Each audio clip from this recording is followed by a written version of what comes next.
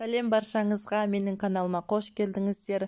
Бүгін сіздермен құрамы қолжетімді, өте дәмді болып шығатын шоколадты пирогты бірге дайындайтын боламыз. Видеоны соңына дейін тамашалаңыздар. Ең алдымен жұмыртқамызды жарып, миксердің ең төменгі жылдамдығынан бастап миксерлейтін боламыз. Үстінен қантты саламыз.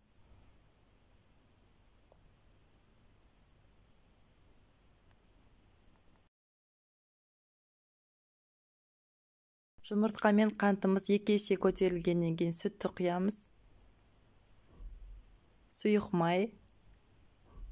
Алдын ала ұнымызды какао және де разрыхлителді електің көмегімен өткізіп дайындап аламыз. Осы дайын болған қоспамызды үстінен ақырын салып миксерлейтін боламыз.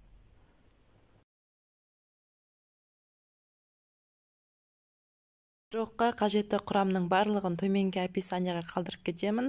Сол жерден кіріп көре аласыздар.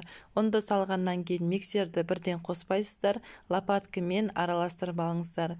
Егер де миксерді бірден қоссаңыздар, ұндарыңыз жан-жаққа шашырап кетеді.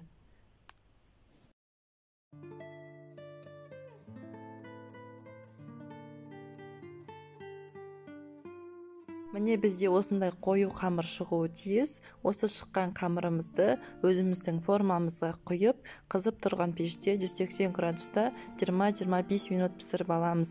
Пирог пісу барысында пештің аузын ашпаңыздар, тек қана пирогымыз толығымен пісті-ау деген кезде ғана аузын ашамыз.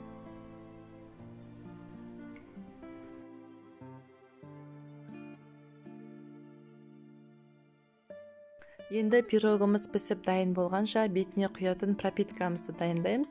Ең алдымен сүтіміздің үстіне қант саламыз.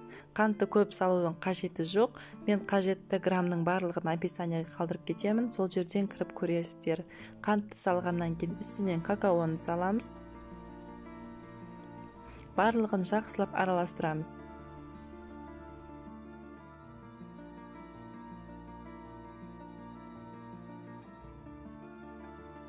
Пирог менде толығымен 20 минутта пісті.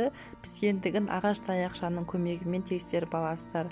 Пирог пештен шыққаннан кейін ыстықтай бетін өстіп тесіп аламыз да бағанағы дайындап қойған пропиткамызды құямыз.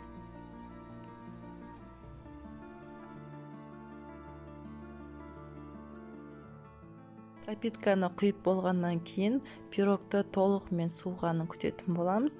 Пирогымыз толығымен суығаннан кейін ғана барып, сыртындағы формасын шешеміз.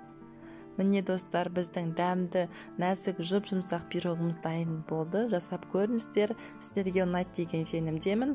Егер де видеоны соңына дейін көрсеңіздер, менің каналыма тіркеліп, қолдап кетуді ұмытпаңыздар. Баршаңызға ас болсын.